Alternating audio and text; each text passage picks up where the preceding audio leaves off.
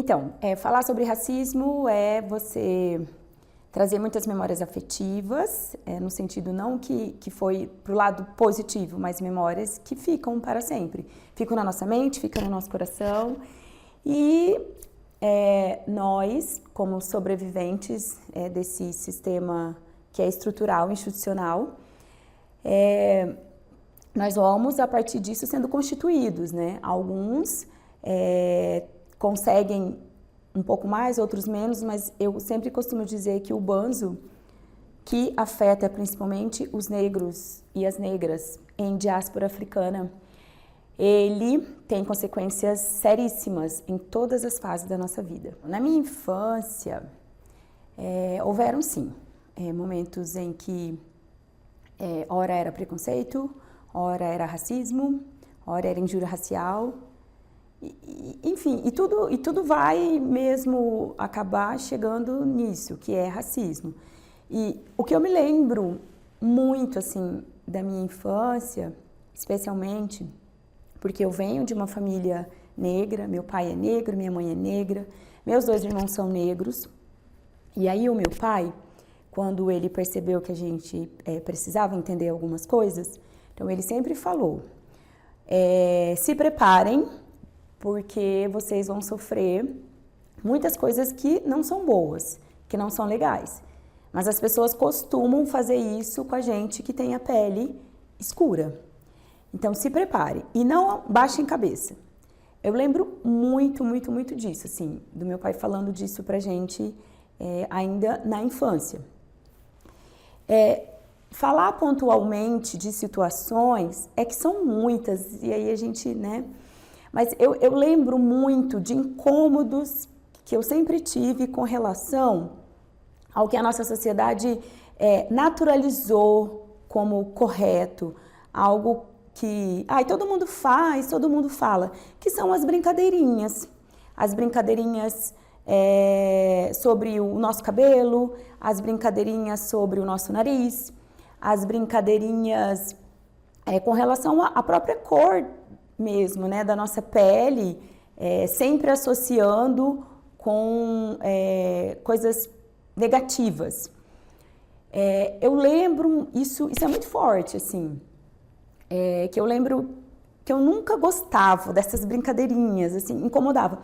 Mas eu não conseguia falar que eu não estava gostando, que era para parar, que isso estava me incomodando, que isso me causava algumas coisas.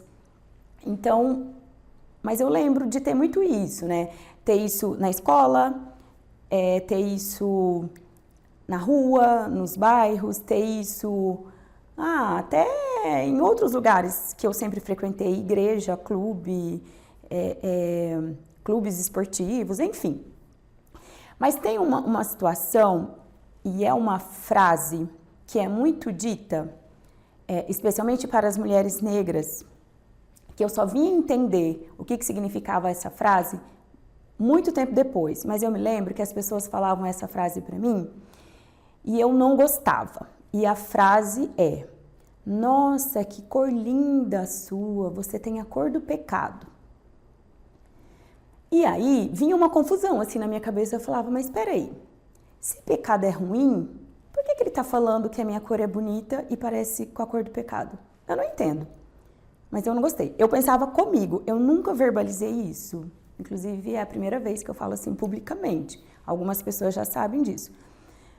Mas, né, depois a gente, graças às informações, às leituras e a muito estudo, a gente vai compreendendo o quanto que brincadeirinhas, piadinhas, que associam, né, coisas do povo preto ou da população negra para coisas negativas, o quanto que isso pode minar a nossa autoestima, o quanto que isso, por exemplo, falar para uma criança, eu era criança, gente, as pessoas falavam isso para mim, que cor linda sua, nossa, é a morena cor do pecado. E eu ficava quieta, quase paralisada. Assim, né, a vontade era falar, mas você não está me elogiando. Mas, enfim, é isso, é uma das situações, né, que, infelizmente, de muito ser dita, de muito ser fomentada, de muito ser reproduzida, as pessoas acham que tá tudo bem, que tá tudo certo, que não vai afetar, mas afeta. Hoje, né, eu, uma mulher de 44 anos, me lembro que isso era dito para mim quando eu tinha meus 10, 13, 14 anos. Então eu lembro muito isso, faz com que a gente passe, inclusive, parece que ficar a todo tempo muito atento, né, para que eu não seja lido só como um corpo que deve ser objetificado, né, ou um corpo que tem que, só como um corpo que tem que dar prazer, ou pensando nesse corpo da mulher negra somente para esse sentido da objetificação. Então isso, de fato, foi algo que ocorria lá na infância, na adolescência, e que me afetou. De algum jeito ou de outro, eu fui afetada por isso também. E aí, retomando algumas outras coisas, com relação à própria brincadeiras, né? Existia, assim, essa coisa de, na hora de pensar em grupos, e aí não ser a escolhida, sempre ser deixado de lado. Isso, infelizmente, acontece com a grande parte das crianças, né? Ou, em alguns momentos, perceber que os afetos, ou um pouco mais de atenção e um pouco mais de cuidado e de carinho por parte de professores, eram sempre mais, né, para a coleguinha ou para o coleguinha de pele branca, né?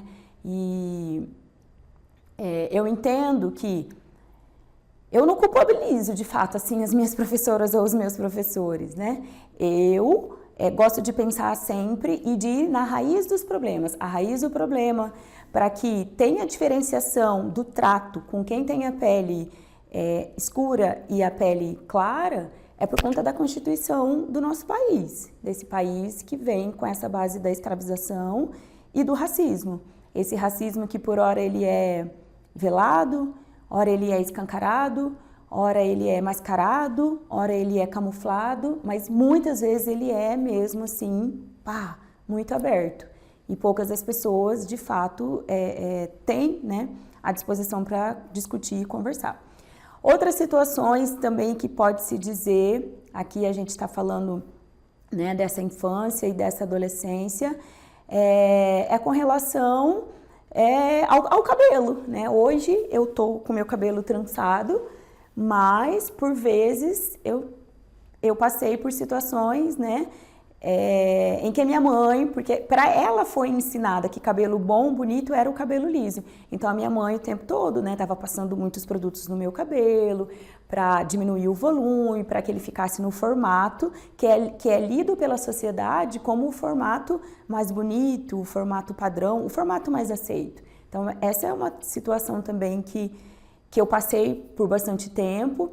E eu também quis, em um certo momento, alisar. Por que eu queria alisar? Porque eu também queria ser, né, participar dessa caixinha que a sociedade tanto nos coloca, né, de ter o cabelo formadinho, lisinho, escorridinho. Mas depois que eu me tornei negra, chega de alisar cabelo e vamos embora soltar toda a beleza que há na gente.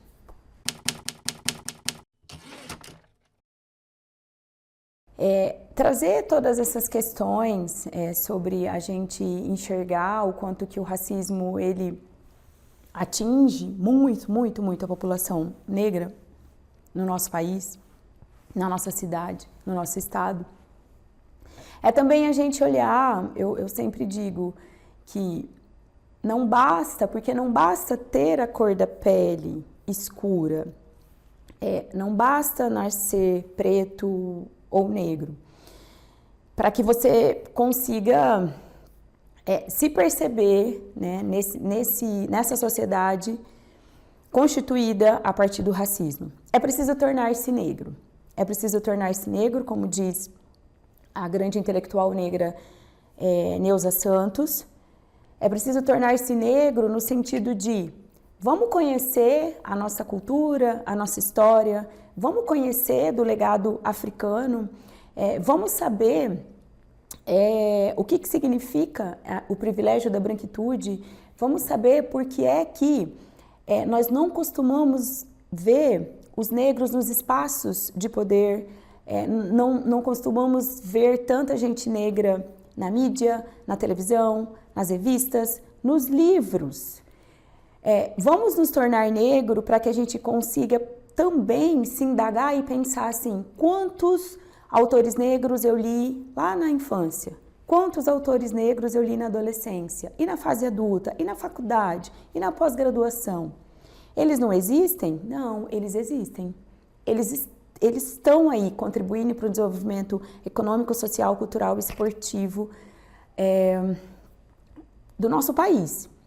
E aí, voltando do que eu estava dizendo no início, né, que é preciso tornar-se negro. O meu tornar-se negro, ele começa lá em 2015, quando eu vou fazer mestrado na Universidade Federal de Mato Grosso, no campus de Rondonópolis.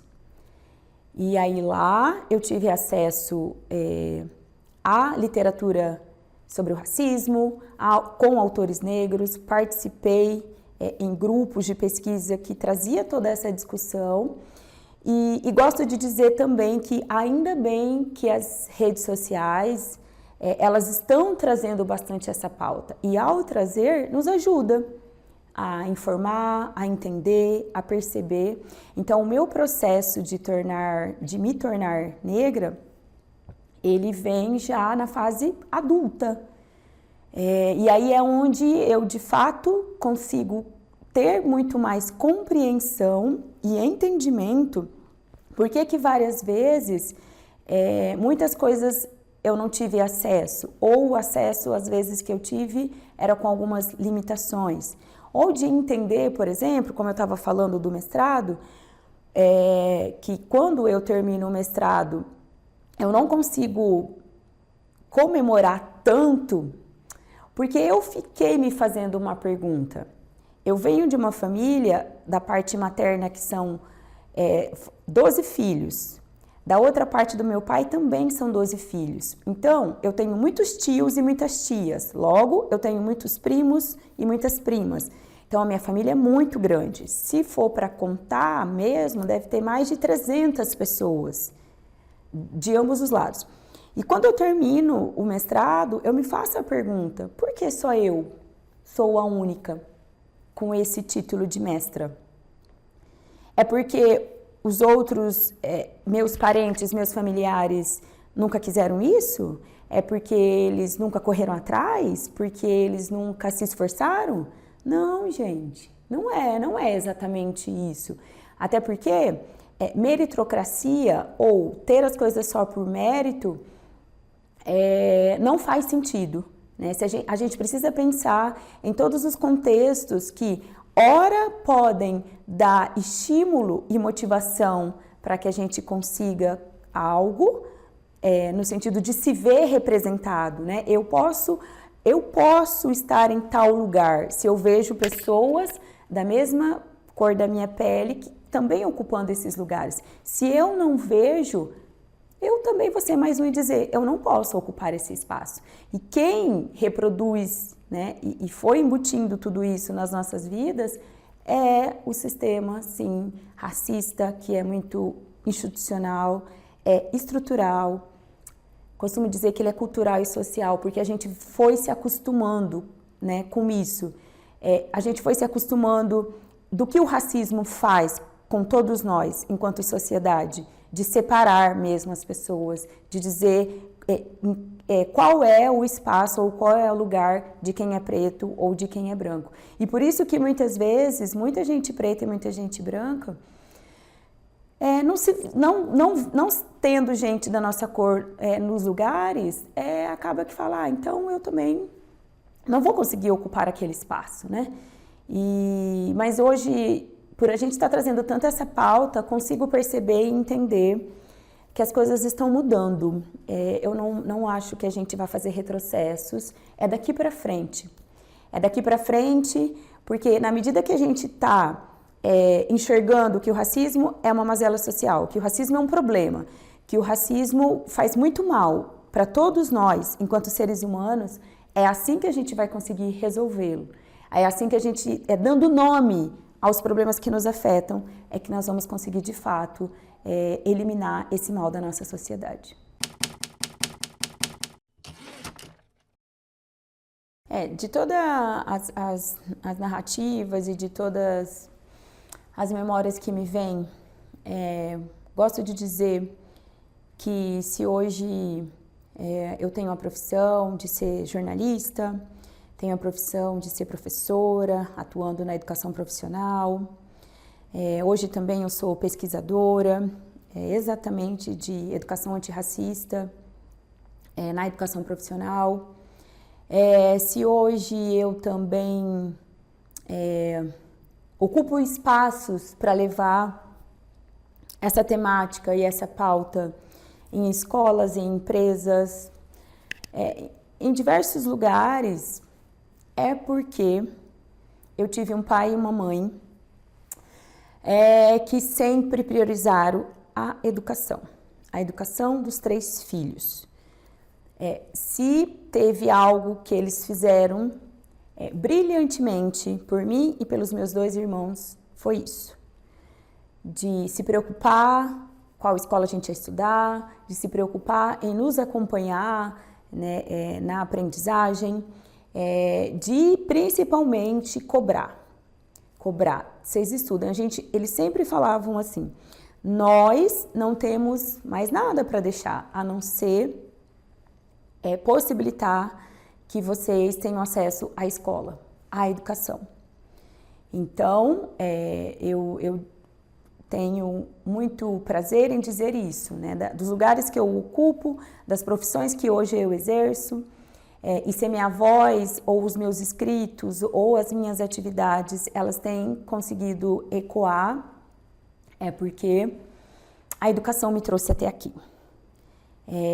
E essa educação é a educação que de fato salva, que liberta e que abre portas e que abre caminhos, né? Eu sei que essas portas foram abertas para mim, para os meus irmãos, mas para muitos dos nossos também, muitos dos nossos, do nosso povo preto, do nosso povo negro. Para além da educação, tem também o fato da gente querer conhecer mais da nossa história, saber de fato de todo o legado que o povo africano deixou para a gente. Gosto de trazer uma fala de uma das intelectuais negras que eu sigo e leio e estudo, que é a Bárbara Carini. Ela fala bastante sobre a importância de descolonizar os nossos saberes, de fato lembrar e conhecer, né, que a ciência vem da África, a química vem da África, muitas das tecnologias vêm da África. Então, quando a gente tem acesso a outras narrativas, quando a gente deixa de ficar passivo, de só escutando uma única história, que é o que a Chimamanda Adichie traz pra gente, o perigo de uma história única, que sempre foi associado, né? O legado africano à escravização, se a gente ficar só nessa narrativa, a gente não vai conseguir, de fato, compreender toda a história dos reis, das rainhas, dos príncipes e das princesas e de tanta gente negra que fez muito pela nossa sociedade. E quando a gente faz esse movimento, o movimento ele também mexe coisas aqui dentro da gente que faz a gente lembrar, veja, de quem você é herdeira. Você não é herdeira de pessoas que foram escravizadas. Você é herdeira de reis e rainhas, de príncipes e princesas, de intelectuais, de cientistas. E nós precisamos descolonizar esses saberes. Assim como a Djamila Ribeiro também traz da importância da gente lembrar de onde a gente veio, né, das nossas raízes. Também da gente se aquilombar, né? O que é esse aquilombar? É exatamente dos quilombos que salvaram muitos dos nossos, né? Dos nossos heróis, das nossas guerreiras, como Teresa de Benguela, como Zumbi do Palmares. Esse aquilombamento, ele é muito necessário para todos nós que de fato nos tornamos negros e precisamos estar junto com os nossos. Na medida que a gente está junto com os nossos, a gente vai se fortalecendo, a gente vai deixando cada vez mais que todo esse axé e toda essa ancestralidade que pulsa dentro da gente, que a gente carrega, nos ajude a sobreviver, né, nessa sociedade que é extremamente racista. E nos ajuda também a pensar quais os instrumentos, quais as ferramentas que eu posso utilizar dentro dos lugares que eu ocupo, dentro das atividades que eu faço, como é que eu me posiciono, né? Como é que eu também sou um agente de transformação para levar informação, para levar,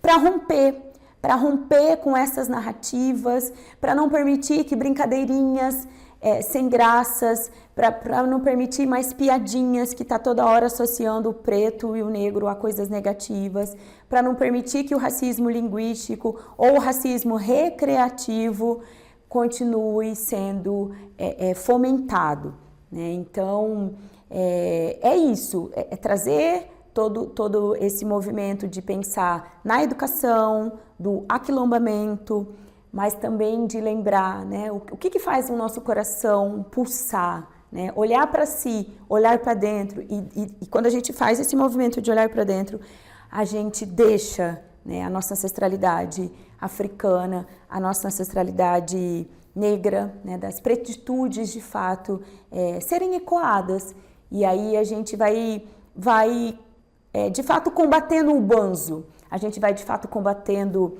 a baixa autoestima, e a gente vai, né, conseguir realizar sonhos, realizar desejos e principalmente fazer com que os sonhos dos nossos que vieram antes, eles sejam concretizados.